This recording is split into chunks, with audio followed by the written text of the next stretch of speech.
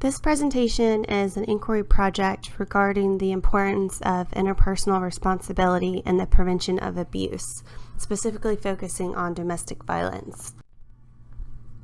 Starting out with the abstract, we will show the purpose of the study, which is the importance of interpersonal responsibility in relationships and how a lack thereof may lead to abuse.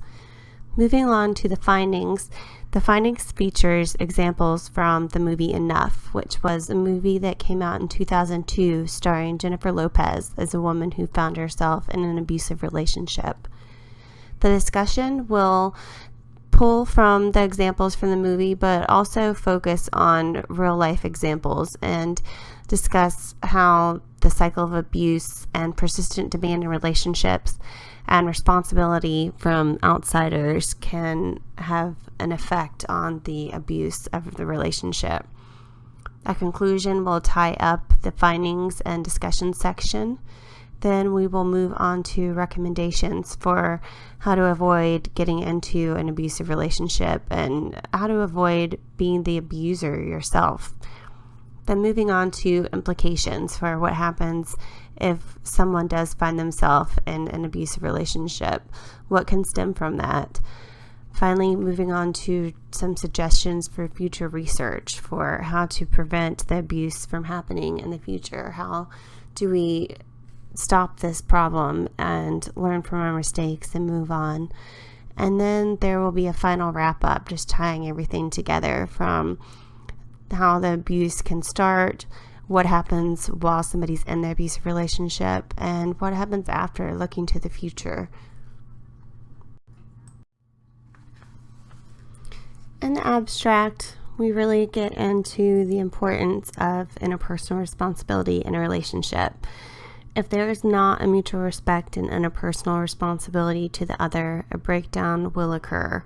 And this can vary tremendously if in different degrees, from sadness and retreat to the other, to extremely violent episodes, and potentially spiraling into far more severe, deadly problems.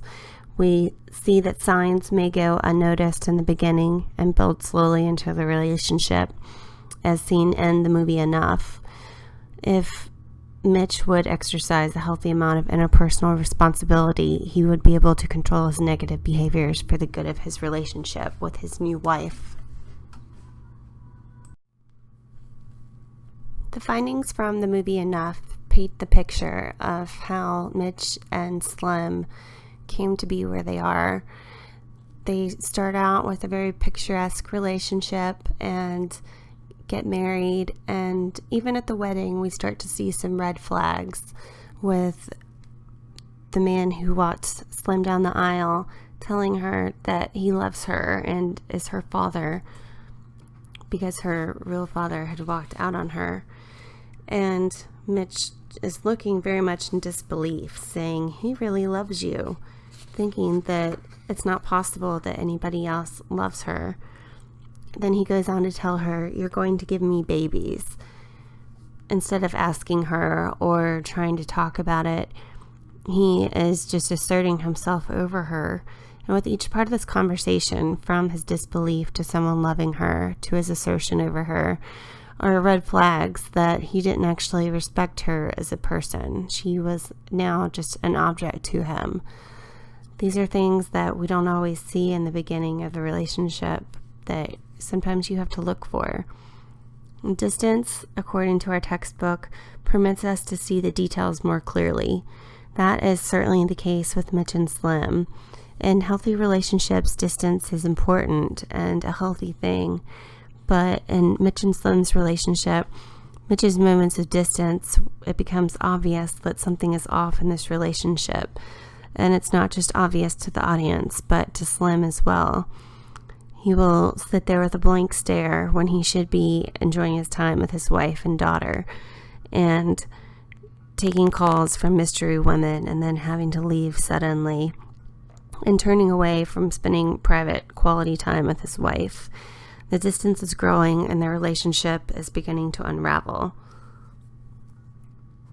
Eventually, when Slim confronts Mitch regarding the other women, things become out of hand and get to be a point of no return, as we will see in this upcoming slide.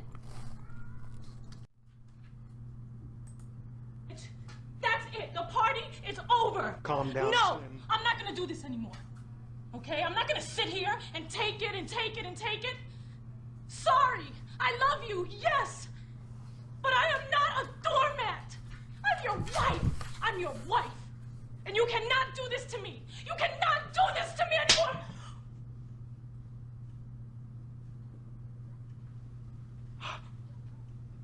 What? I can't hit you? No, you can't.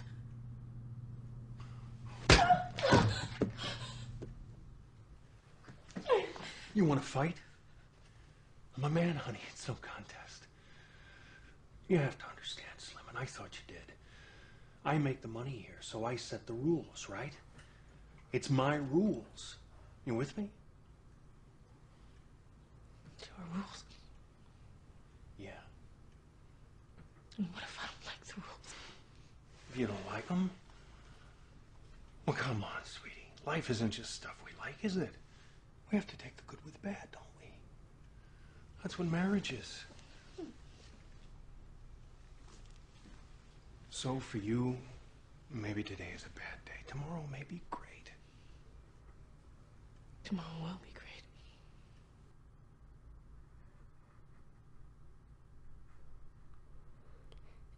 In this movie, we can definitely see, in this clip alone, how destructive this lack of interpersonal responsibility can be to the relationship. How Mitch is clearly taking ownership over his wife, Slim, and thinks of her as just a possession and has no actual respect or interpersonal responsibility for her. These cycles of abuse, of domestic violence, are habits, and habits are very hard to break. If the habit's going to be kicked, then the perpetrator needs to admit the problem and deal with it, but that's usually not the case. As the cycle of violence goes on, the tension builds, the abuse takes place, and then the apologies come, bringing the cycle about all over again. This is just how they deal in relationships when the going gets tough, is through violence and abuse instead of through talking out the issues. The persistent demand that we're seeing in the movie Enough with Mitch and Slim, the text says persistent demand without attentive change for the other moves interpersonal communication from relational attentiveness to relational obsession and control. Mitch is clearly obsessed and in control of their relationship. He says to Slim, "Do you have any idea how bad things can get? I am and always have been a person who gets what he wants, and I still want you. You can either accept that or you can fight it. If I can't have you, nobody will." This is definitely, as the book relays, the dark side of interpersonal relationships and attraction. And Mitch's further evidence of his complete lack of interpersonal responsibility to his wife, Slim. He is in no way, shape, or form honoring his relationship that he has with his new wife. Help from the outside can be very important, and when somebody's in one of these relationships and they feel like it's this dark secret, like they can't talk to anyone about it, that it's just what they're supposed to do, how they're supposed to live, and outsiders may not want to help. They feel like they don't want to interfere. It's none of their business, and they just don't want to be involved. But studies have shown, according to Gracia, and Leela, that the more severe the abuse, the more likely an outsider is to either try to mediate the situation or to report it to the authorities. This is very refreshing, very good to hear that the outsiders are more likely to help if they see that the situation has just gotten completely out of control.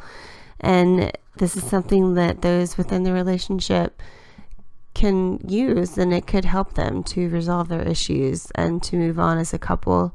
Or in the end, it can really help them to get out of it and to move on and start a new healthy relationship. In conclusion, from the findings and discussion regarding abuse and the movie Enough, the text states interpersonal communication from an ethical standpoint is not about saying the right thing or looking as if one has all the ideas worked out. It is simply about not losing sight of a key ingredient, my relationship responsibility to the other. In the movie, we wonder if Mitch ever really did have an interpersonal responsibility towards Slim.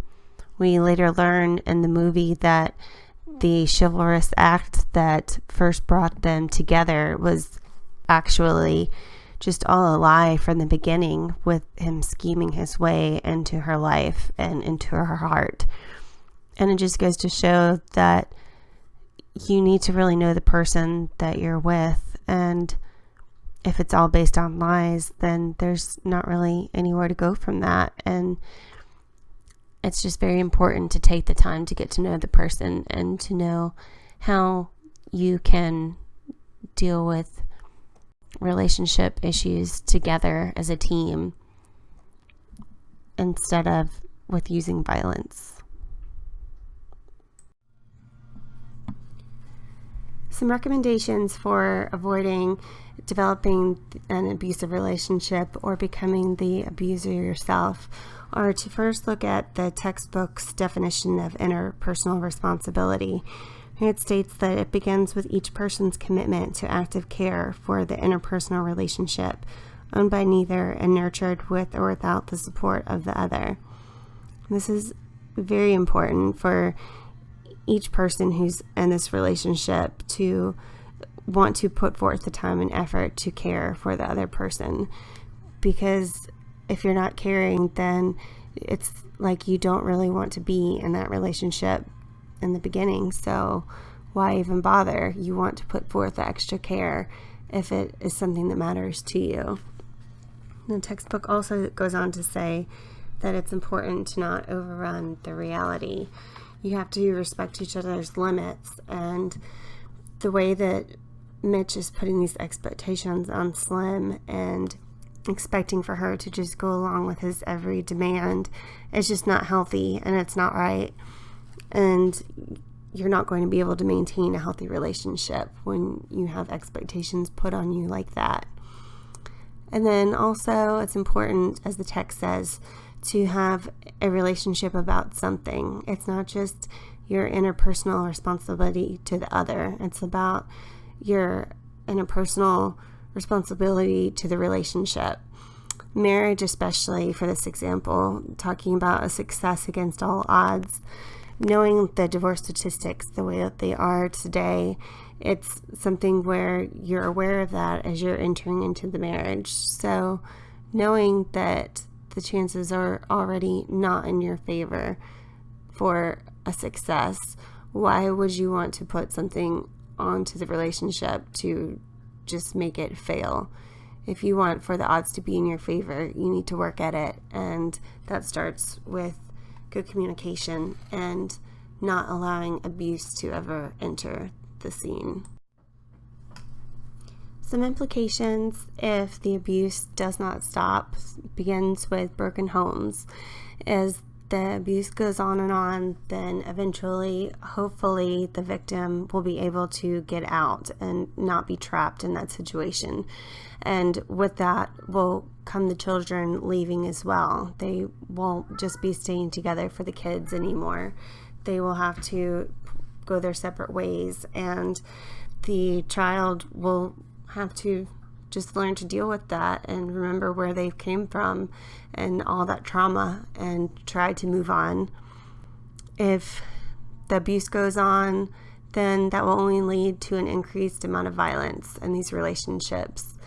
If the perpetrator does not realize how this is affecting the other that they're with, and potentially other victims as well, such as the children, then it's only going to get worse and worse. if there's nobody to speak up to make it stop. And hopefully it does not escalate all the way to death like it did in the movie Enough. But in situations such as when the victim is trying to leave and the abuser does not want to let them leave, they want for them to be with them or with nobody else, then this unfortunately can get escalated to the point of death. And Enough, Slim ended up having to use an extreme act of self-defense, leading to Mitch's death in order to free her and her daughter from this horrific abuse that they have had to endure over the last several years. And hopefully it does not have to come to that on either end for the abuser or the victim. But in some cases, that's the only way to put an end to it all. Some suggestions that I have for future research are, first, to interview both sides from the relationship. I'd like to interview the abuser and also the victim to see where the underlying problem stems from. If they have an abusive past themselves from being abused or being an abuser, and if they have issues with communication, just what it is, how they got on this path to where they are now, and how they are trying to work things out, if they are trying to work things out to move beyond it and to have a healthier relationship. I would also like to study the relationship between stress and abuse. This is a study that has not been looked into too deeply before, but that it seems like there is a clear relationship as people are stressed, having to deal with different day-to-day stressors, and then coming home to their significant other, they may tend to take out their aggressions and their frustrations on the other is in the relationship instead of just dealing with it themselves or talking about it. And so I think that there might be some more underlying issues there. And I would also like to interview the children who have come from these abusive homes to see the impact that it has had on them in their lives, if they are still facing trauma from these abusive episodes, if it is making their lives and their communication hindered because of the abuse and what has been placed on them before, or if it has made them stronger and if they've been able to overcome it. I'd just really like to look into all of this and see how they're raising their children and the impact that it has all along the line. Throughout the study, we have really looked in depth at the importance of interpersonal responsibility on a relationship, and how if the relationship is lacking this responsibility to the other and to the relationship itself, then it's definitely more likely to lead to an abusive relationship. Those who do have a high sense of interpersonal responsibility to the other are definitely going to have a higher quality relationship and a higher quality life in general. Using the examples from the movie Enough have really painted the picture and shown firsthand exactly how bad things can get if the relationship is lacking this responsibility, and hopefully teaches some lessons on how to not let it get that way, and if it does, unfortunately, some examples of how to deal with it. We've gone over the consequences for if you do find yourself in an abusive relationship, what can stem from that, and really just ways to look to the future to make it ours to create, to not allow this negative energy and abusive behavior to impact ourselves and our relationships, but to communicate properly and develop healthy relationships. This is the list of references for the study, including the movie Enough, our textbook from the course, and 3 scholarly journal articles referenced throughout the presentation. So thank you for watching.